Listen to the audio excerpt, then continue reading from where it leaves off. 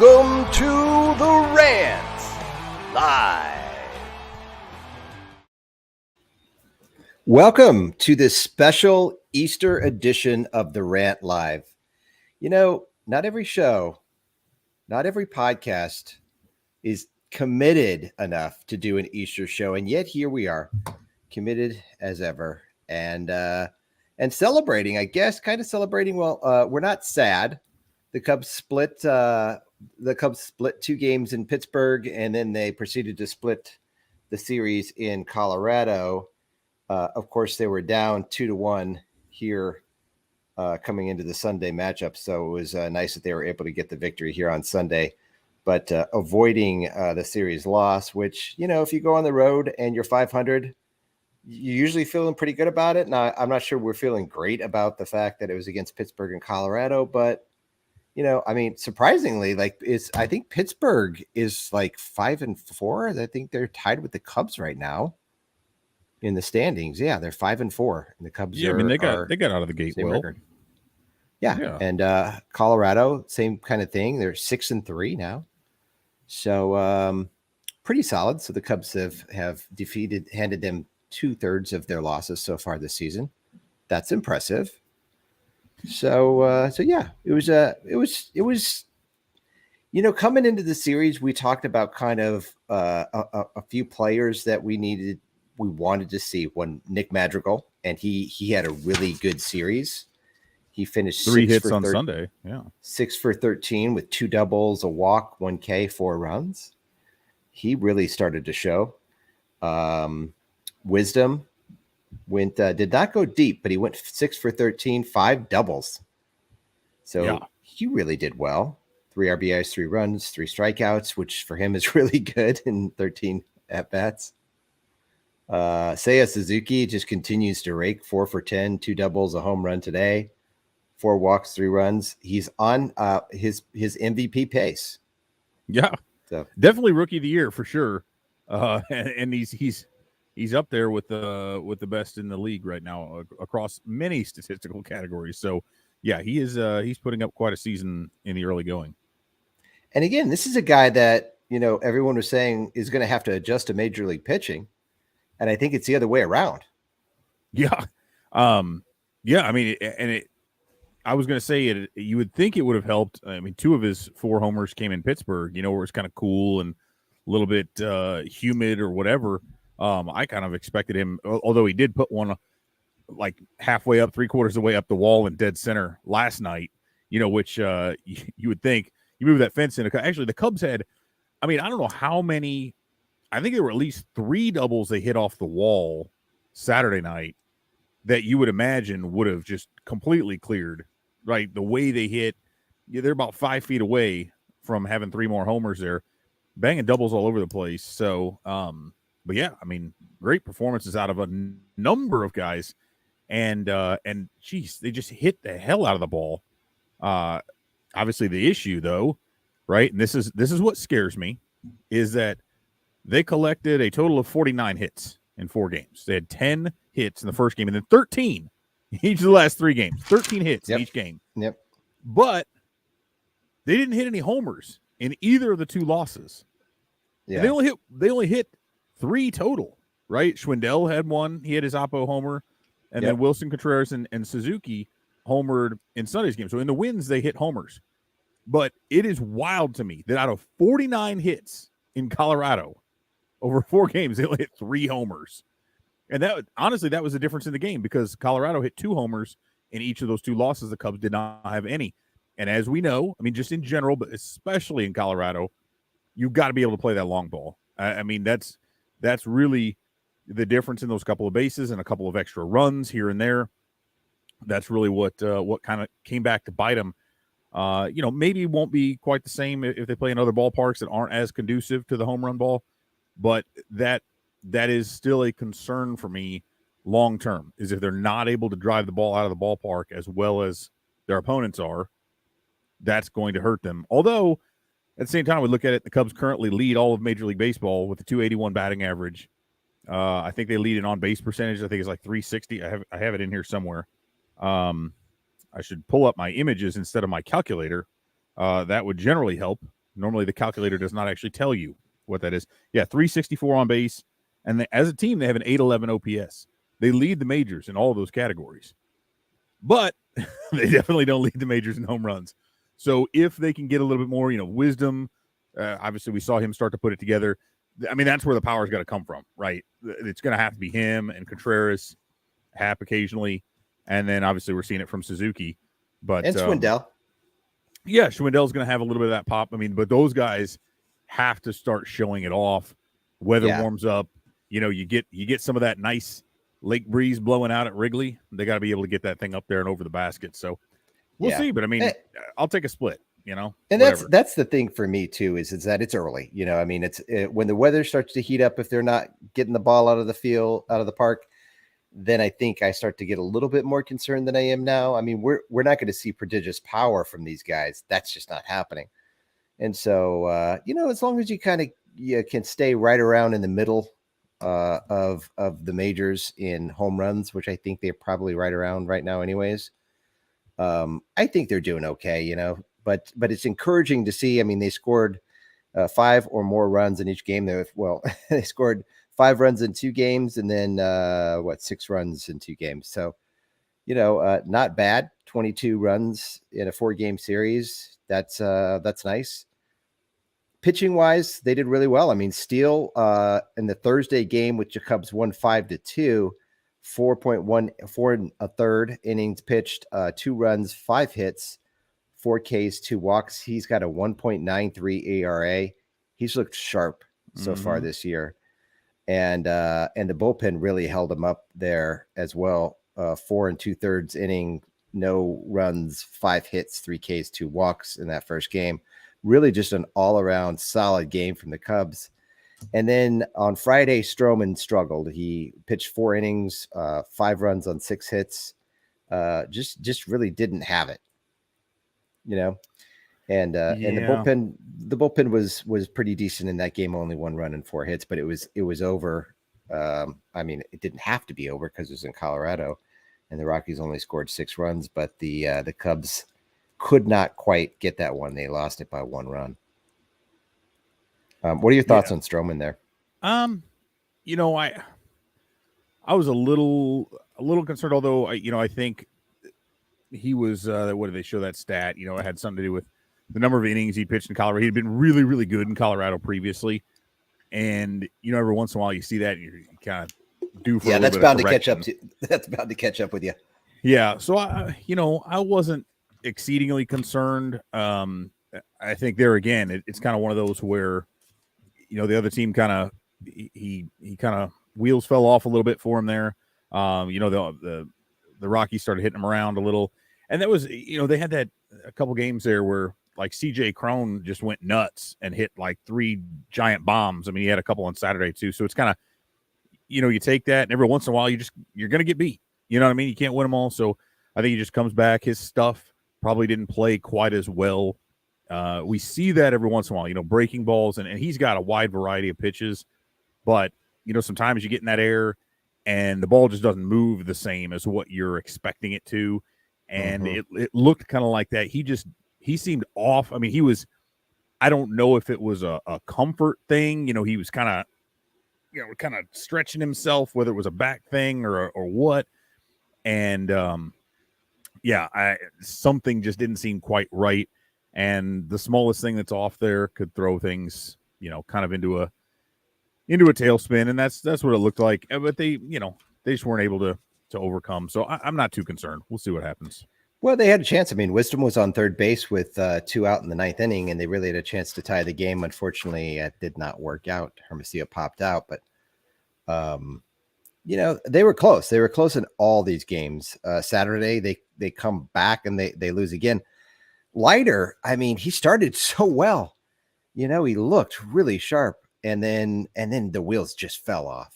I mean, it was just like I don't know about you, but I was feeling pretty good. Like the first, was it 2 innings where he had a bunch of strikeouts. I think he got all the strikeouts in the first 2 innings. Yeah, he looked. And then, the changeup was working real well. Like everything looked sharp, but then it just stopped looking sharp. The third inning, it just like imploded.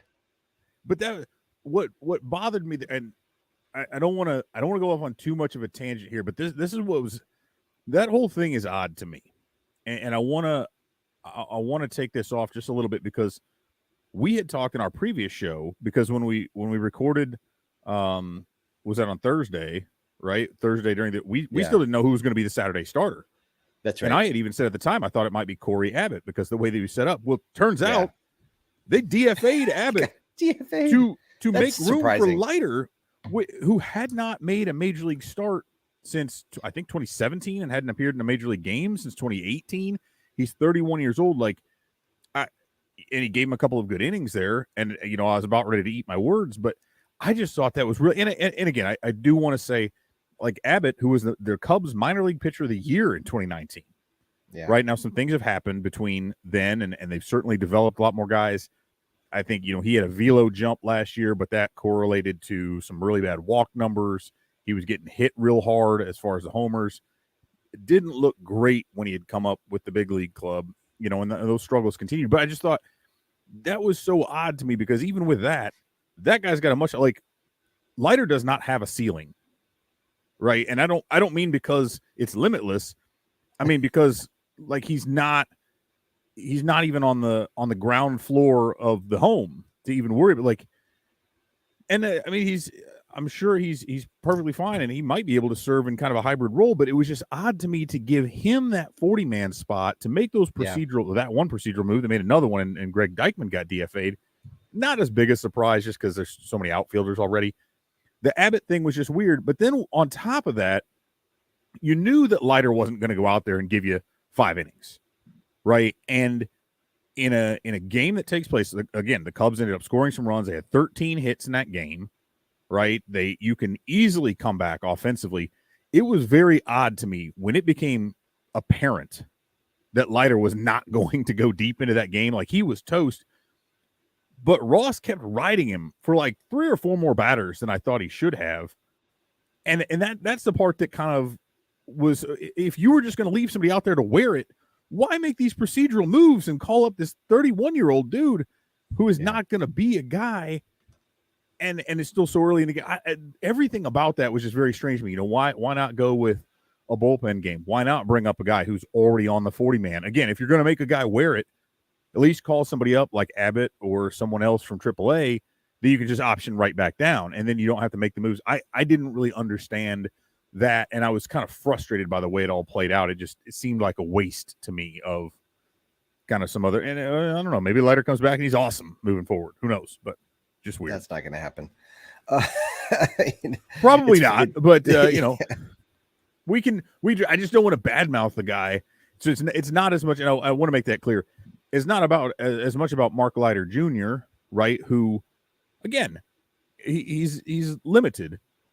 It's more about I am trying to wrap my head around why the Cubs did what they did there, and I think the fact that they lost a former top prospect in the process, kind of just it's questionable to me that they would even do it like that. Like, again, I'd rather give that shot to somebody who, if you're gonna have a dude go out there and only throw 3 or 4 innings for you, right? Why not give somebody some experience, let them get up there and get moving and show what they can do?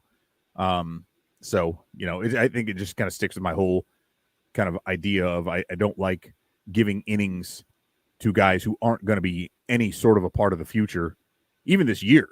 I mean, again, we're probably going to see Leiter DFA'd, right? Because they're not going to want to continue to use a 40-man spot on him. I don't know if a lot of those guys who are minor league deals, right, they got to be called up and put on the roster by a certain point. I think that was probably the deal with Locke St. John, which is another one. I'm like, all right, that's another kind of a weird spot. Probably have to put him on or just release him, so maybe that's what those procedural moves were about. But there again, I don't see how that helps the organization on a deeper level moving forward outside of just giving you a start in one game. And even that was a game they lost because the start wasn't very effective. Yeah. Yeah, it'll be interesting to see what happens with Abbott and Deichmann if they make it through waivers or not. I don't know if I'd the Cubs be shocked if Abbott maybe the Cubs end up trading them.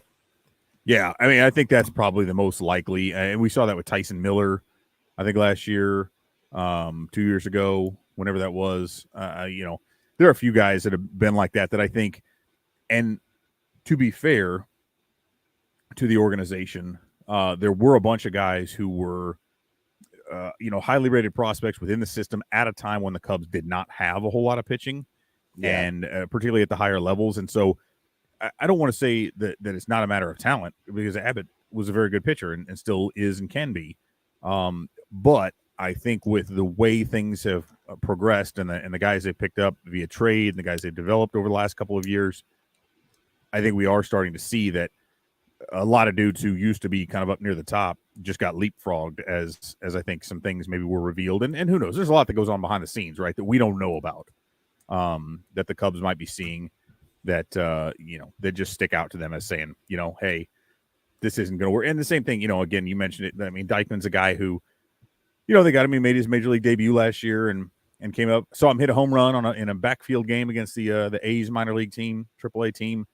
But there again, they have too many outfielders as it is up in the major leagues, and they're going to have to lose probably one of those guys when the rosters go back down. So there's not that much room. And then when you look at, okay, Brennan Davis is going to come up, that's another one that again, there's one less spot. There's just other guys who will be coming through there. So, it's just not going to work. Yeah. Well, and talking about Brennan Davis, he's not doing real great to start the season off either. So it's like, if you were wondering about when Brennan Davis is going to make his appearance in Chicago, it's probably going to be a little while. He's got 15 strikeouts in 37 at bats. So that's not great. He's gonna have to fix that, and he's hitting 189 right now, and so with one home run. So I don't know, just a real slow start for Brennan Davis down in Iowa. So definitely would be surprised to see him anytime before probably July. I don't know. Who knows? Maybe he gets on a tear, but at this point, it's just kind of doesn't seem like it's necessary at all. No, it's not. And I think this is, this is certainly a week or two or even a month does not prove anything necessarily. And so I'm not going to sit there and say, like, I told you so. But him being in AAA is not about service time manipulation, right? That's simply not the case. And I think especially when you're looking at Ian Happ has done pretty well. I mean, Clint Frazier's got a lot of potential to bounce back. I mean, again, we're talking about a number 5 overall draft pick. Seiya Suzuki has been all world so far, and they've got other. I mean, again, we can say what we want about Hayward and whatever, but he's been playing well, though. Yeah, I mean, he's been okay, and Hermosillo and Ortega are fine. Like you look at that, you say, okay, would Brennan Davis playing make the Cubs appreciably better because he's going to have to play in center field? Well, the answer is no. And if we translate his exact same performance from AAA up to the majors, then the Cubs would probably actually be worse for it right now. Yeah. And with the crowded outfield the way it is, he's not going to be the everyday guy. There's going to have to, because Suzuki's not going anywhere unless they give him the occasional day off. Happ is not going to. Happ and Frazier have got left field locked down. I mean, obviously you can use the DH once in a while. So anyway, and the fact that again, Davis is a right-handed batter. And we've seen that they got plenty of those now. So, again, AAA is the best place for him for the foreseeable future, if not the entire season. He really needs to work through this and face legit pitching. There's probably more raw talent at AA, but you get up to AAA and you're facing a bunch of dudes who are either, a step away from the show or have been up there multiple times. I mean, look at we just mentioned 2 Cubs players. There's plenty of guys in AAA who have gotten at least a cup of coffee, if not multiple. He's going to face a lot of junk. A lot of guys who are throwing, a lot of the velo is still down there. I mean, you can go to single A and double A and see guys throwing triple digits. But now you're facing a bunch of dudes who really, truly know how to pitch. And now there's a little bit more of a book on him, right? He's gotten a lot more hype. People know what's up. So he's going to have to now come into that. He's not this unknown commodity, who's just kind of coming up for the first time and the pitchers haven't seen him yet. So again, he'll have to deal with that. I have no question that he can adjust, but it's going to take some time. Yeah. So the lighter move kind of confusing. and it's highly unlikely he stays on the roster, the big league roster. Mills and Miley should be back soon. I think they're down here in Arizona, aren't they? Rehabbing? Yeah, I think both of them just threw bullpens recently. And Mills seems like he's closer because at least he was throwing in spring training, right, in games. Miley was doing some side work and never actually appeared in a game. So I got to think those guys come back up. But, and you know, they're one of them slides right into that fifth rotation spot whenever they pop back up. I don't know who kind of goes. I mean, it seems at this point like Mills is probably ticketed for kind of a long relief sort of a role, you know, eventually. Maybe he gets that starting nod for a couple games, depending on when Miley can come back, and then Miley slots in there. But, you know, it's been really weird. You know, Keegan Thompson has done actually a lot of guys, but Thompson is more of that long reliever right now. But you're seeing the one thing that I've noticed is how many relievers are doing either multiple innings, you know, if not going past getting 3 outs. But we saw it, I think, with I think Ethan Roberts tried to do it the other day, Scott Effross today, of getting 1 or 2 outs in one inning and then still carrying over into the next inning. We're seeing them have to bridge that, and that's what I was talking about, you know, with having to get creative and seeing what the matchups are and trying to get as much mileage as possible, because right now the relievers are getting a lot more innings than the starters are. You know, these guys aren't even starters aren't even qualifying for wins. They're not going deep enough into games. So, we saw 5 relievers today. You know, I mean, and Smiley came out, and man, what a surprise he's been. You know, I mean, he hasn't given up 1 run in 2 outings. I'm really surprised by that. I mean, I didn't think he was going to be bad necessarily. I just didn't know what to expect from him. I didn't expect a lot. I certainly didn't expect him to not give up any runs in 2 outings. I mean, he's, you know, 4 2/3 innings, 4 hits, no runs, 1 walk, 4 strikeouts. I mean, wow, really good. So, I mean, if you could get that type of a performance out of him for the rest of the, I mean, not even that. Yeah, obviously he's going to give up some he's runs. He's never going to give up a run. But I mean, if you know, you can have a guy that's in there that can be kind of like that surprise pitcher. I mean, if there was any year the Cubs really needed a surprise starting pitcher, this would kind of be the year, you know. And if you get Mills and Miley back, and Hendricks and Stroman are throwing well, I mean, you're feeling pretty good about your starting pitching. The bullpen's looking pretty good, to be honest with you. And I mean, they've got arms in the minor leagues still that they could bring up. So it's just, you feel like, I feel pretty good. I mean, I don't feel bad. I feel like, you know, I feel a lot better than I did at the beginning of the season when I was thinking the Cubs were going to struggle to win 70 games. Right about now, I'm feeling like this is at least a 500 team, maybe a little bit better, depending on how the other teams in the National League Central pan out. Yeah, I mean, I think, again, you know, they're limited in terms of how dynamic they are, at least, you know, I mean, they do have some pitchers who can do some really cool stuff, right? When it comes to that Roberts slider, you know, I mean, we've seen Michael Givens come in there and get some big outs. Robertson seems pretty capable at the back end of locking some things down. Effross has got the funky arm angle, and, you know, here's what kind of sucks too. This is the thing you kind of get in Colorado sometimes too. It's like, up until his appearance a couple games ago, Effross hadn't even given up a base runner. Well, he gives up an infield single to Chris Bryant, of all people, right? Mostly because Bryant can just fly down the line. I mean, it was a little dribbler to the hole, didn't hit it very hard. Today, Bryant again shoots one softly right past first base, but they're kind of shifted over a little bit. So that goes through for a double. And then there's like a duck snort single that follows up. So now he's given up 2 base runners and a run. So again, I think a lot of this stuff, you know, we saw Roberts give up a home run to Crone there on one that dude was just sitting breaking ball and just hit it like 460 feet the other way. So there are certain times when, you know, again, sometimes you eat the bar and sometimes the bar eats you. And, you know, which would be, I guess, Bear, so that Southern enough that it sounds like bar. But, yeah, I mean, those things are going to happen. But by and large, I feel pretty good about where the bullpen. I'm still a little iffy on Rowan Wick, man. I don't like that velocity is down as low as it has been. He got a gift of a call against Charlie Blackmon on there. The ball that looked like it was about 6 inches too high, and you got a called third strike. Yeah, it was. So good for him. It was too high. Although I think the umpire zone today was that questionable all the way around. So you know, but I mean, I feel good about where that is. The one thing though, and I wanted to bring this up before I forgot about it. So you'd mentioned, so the Cubs have hit 8 homers this year. I think that puts them like 17th or 18th or something like that in the league, pending other results from the day. All this stuff is updated. But here's my big problem, right? So it's not just about lacking power and not hitting homers. The problem is the Cubs hit a lot of grounders. And they got a bunch that snuck through. They had a couple that, got bobbled. There's some errors here. But here's the problem. When you get on base a lot, right? They have a high batting average. They have a high OBP. Got a lot of guys on base. They draw walks. They're patient. When you hit a lot of grounders, though, that means a lot of double plays. We saw 2 double plays from them in the first 2 innings. They have hit into 14 double plays on the season. The next highest is the Yankees with 9.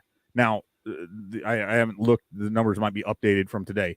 But either way, the Cubs came into it with 12 double plays on the season, which led the league by 3. That is troublesome because when you don't put it over the wall, right, and you at best they're hitting doubles. Hayward got a triple because it bounced funny or whatever. A lot of singles, a lot of doubles, a lot of walks. But bases are clogged up, and now you hit ground balls, and they tend to be right at some guys. So that part scares me a little bit. However, if we flip back to pitching, they've been getting a lot of ground balls out of the pitchers. I mean, that was Smiley, his first outing. Smiley is not a ground ball pitcher, but he got 11 of the 15 outs that he recorded against the Pirates, were on the ground, right? And then he came back, and I didn't see what the numbers were from today, but when that curveball's working, he's burying it down there. He's getting a lot of ground ball contact. Stroman, generally a lot of grounders. Hendricks gets a lot of grounders. Miley will do that a lot. So, you feel good about them being able to limit other teams in that regard. I just, man, their ability when you get into some of those non-Coors ballparks, their ability to hang a bunch of crooked numbers scares me a little. Actually, let me rephrase that. It's not so much their ability to score or not score that scares me, because I think they can put up hits in bunches. The problem is the rally killer of the double play. They don't have a whole lot of speed, and they hit the ball on the ground a lot. And that's the part that bothers me, because, boy, you can just ruin an inning really quickly before it even gets started. So we'll see. They just need to get a lot of grounders, I guess, as they're with the pitching staff, and turn a bunch of double plays of their own. So there you go. Yeah, they lead the league in ground ball percent on offense, 53.2%. They're the only team so far over 50%. So, yeah, that is troublesome, but they're hitting the ball hard. They have 35% hard contact rate. And so, if you hit the ball hard, that's a key to success, right? I mean, obviously, I think those numbers are gonna trend up, right? They're not going to end up with a 54% ground ball rate. I hope not throughout the year. But, I think this all goes to the fact that, as we were saying earlier, they just don't have a lot of pop in the lineup. And maybe that starts to come. Schwindel, he had a home run. It barely got out of the ballpark, like probably any other park that's not a home run. And Wisdom still doesn't have a home run. Yeah, and which is kind of weird, because he's got 5 doubles in the last 3 games, right? I mean, he was just, and he was hitting it like those weren't cheapies, and that's what was kind of odd, right? Is how many doubles they hit, that and those were not like fluke weird Coors doubles where the ball just got up in the air and carried. Like, they were still, like, Suzuki again put one off the middle of the wall, dead center.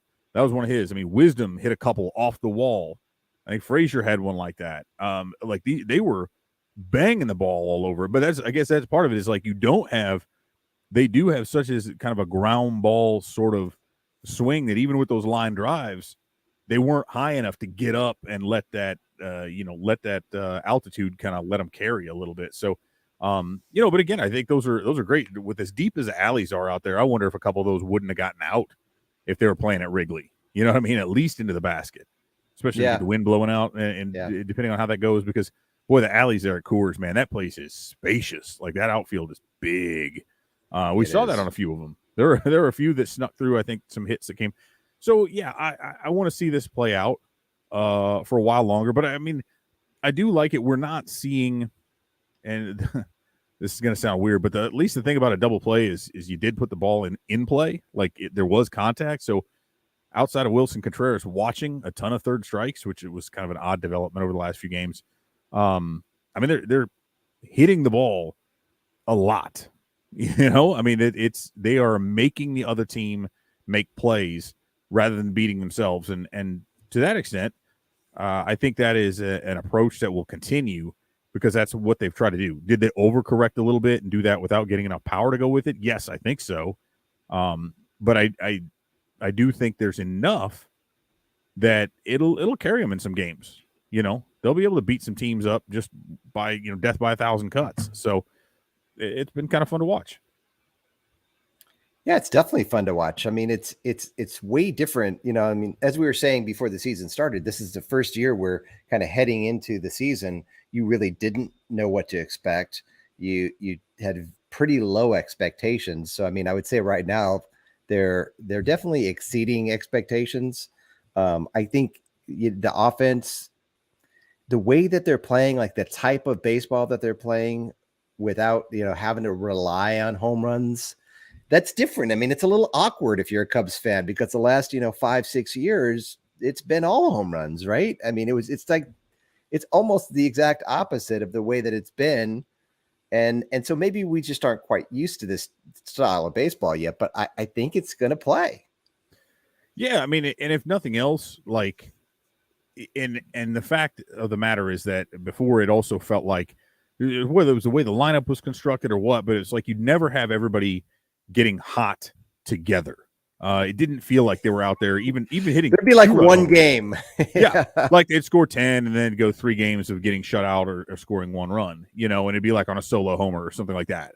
Yeah. That would sneak out. So at least with this, the one thing is it was a little bit weird there, when you had Suzuki batting 6th, and then with like Hayward and then prior to what he's done lately, Wisdom down there at the bottom, like, why do you have your best hitter batting 6th ahead of 2 dudes who aren't going to drive him in? And now that's changed with Wisdom. He's starting to hit the ball.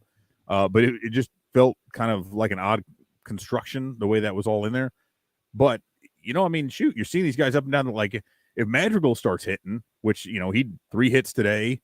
And Jim DeShays had corrected. It was funny because in the opening, like right before the game gets started, he was like, well, I had him predicted for 6 hits in the series. He's only got 3. And then Beth Mowins was like, well, he could get 3 today. And sure enough, there he did. And so between him and Wisdom, if they get going, you get the contact bat to then go with the power bat, right? And we did talk about homers, but I mean, doubles, that's hey, you get a couple doubles in a row or a double and a single, that should get you a run.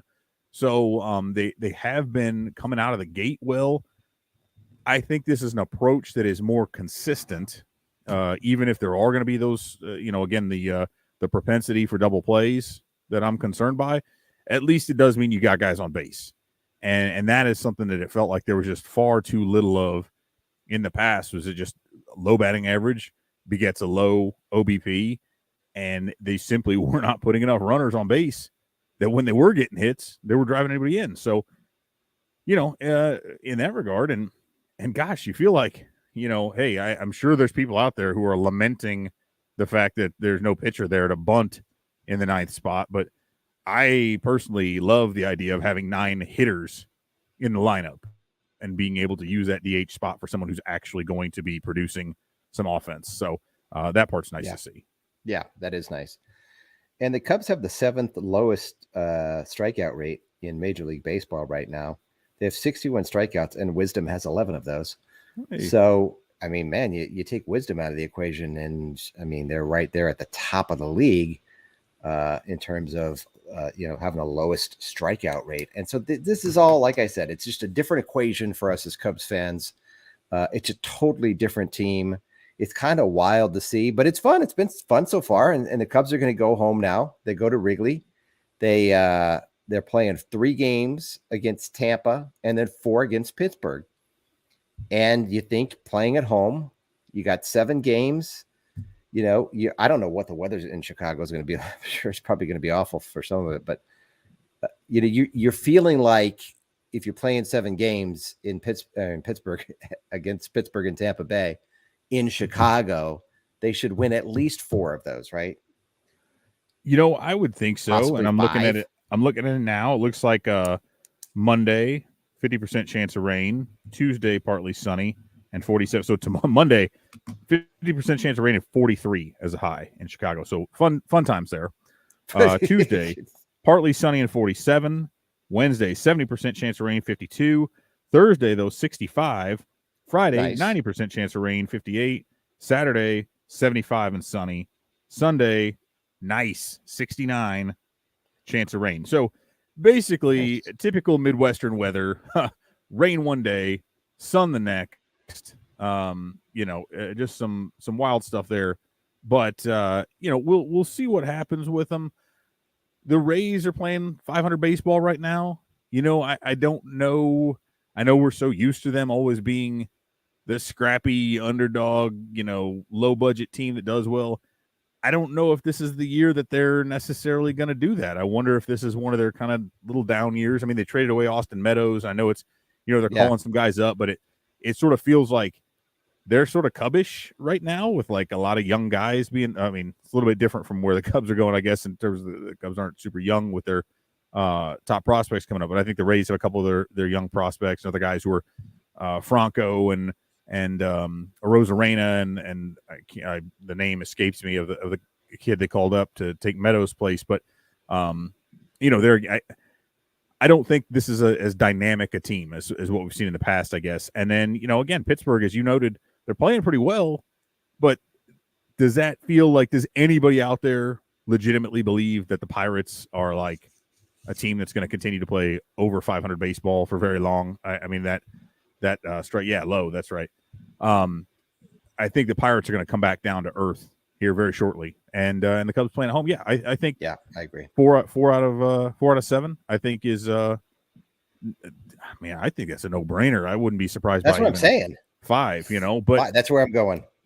Yeah, I'm sticking with 4 just because I do think there's. And so far it's played fairly well. It has. I think I said they were going to split. Did I say 1 and 4? Yep. Did I say 1 and 4? Or did I say split? No, I called a split. And you said 3 and 1. That's right. And so it's working out pretty well. But I just think in a series like that, and I do wonder, even if Pittsburgh comes back down to earth, I still think, and I mentioned this when the Cubs went there to Pittsburgh, they've got some of the young guys coming up. They've got some dudes who sort of, hell, the Cubs got carved up by Jose Quintana. I mean, come on. But they won that game though. Yeah, and Daniel Vogelbach. But the Pirates have a bunch of dudes who either, like Ke'Bryan Hayes, who's a stud, right? And what's his nuts out there in the outfield, who are really good. I mean, they've got 2 very good players, and I mean, I know who the hell that guy is. Jesus, they just played him anyway. My brain isn't functioning. It's Sunday. But Easter.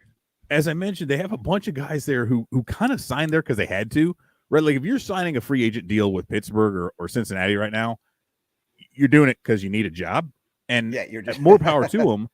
But those guys are also there. Like, why they signed there? Because they got hella motivation to do really well and then get traded to a contender. So they're all out there busting their ass. So, that part I like to see. So, I appreciate that out of them, but I think they're at that level where they don't care that they're supposed to suck. And so they don't know that they're supposed to be bad. So they're going to go out there and try to kick your ass. They don't care. So give it 80 games, Yeah. Then that's when it fades back. Then they trade everybody. Yeah. And so, going into right now, they're 5 and 4. If they happen to go 5 and 2 on this homestand, which we think they probably should, you're looking at 10 and 6 going to play the 3 against the Braves and 2 against Milwaukee, right? So you got 5 pretty tough games there that you could conceptually lose all 5 of. Hopefully that does not happen. I don't think that's going to happen. And we were saying, if they could get to the end of this month and be 500, then that's pretty good. That's a pretty good result. And I'd take so far, that. So good. Yeah, they're definitely trending in the right direction. Let's see what happens here with these next few games against Tampa. and see how they play. But there's no reason to think that they shouldn't at least win 4, if not 5 of these games at Wrigley Field coming up. And then they have an off day on Monday, followed by 3 against the Braves. And then how many? 3 against at Milwaukee. And then back to Wrigley. This is tough. 2 against the Sox, then 3 against the Dodgers. And they fly to San Diego for 3 against the Padres. And then 3 here in Arizona. So, yeah, it gets a lot easier the middle of May, but who knows? Yeah, so if they can get through this month, I'd say over 500. I think we're looking good. They're looking really good. So, who knows? We'll find out. Anyways, we hope that you guys enjoyed the show, and we'll be back on. Let's see, what day will we be back on? We'll be back probably on Thursday. Thursday will go before the Pittsburgh Pirates game at which is 40 p.m. Central Time at Wrigley Field. So until then, I hope everybody had a good Easter. I hope you had a good Easter, Evan, with the brisket. I did. I smoked a brisket, ate a brisket. I feel good. I'm gonna go. I'm gonna go have a little bonfire, just chill out. So nice. Yeah, cool. All right. Good seeing you. Happy Easter, everyone. We'll see you next week. See ya.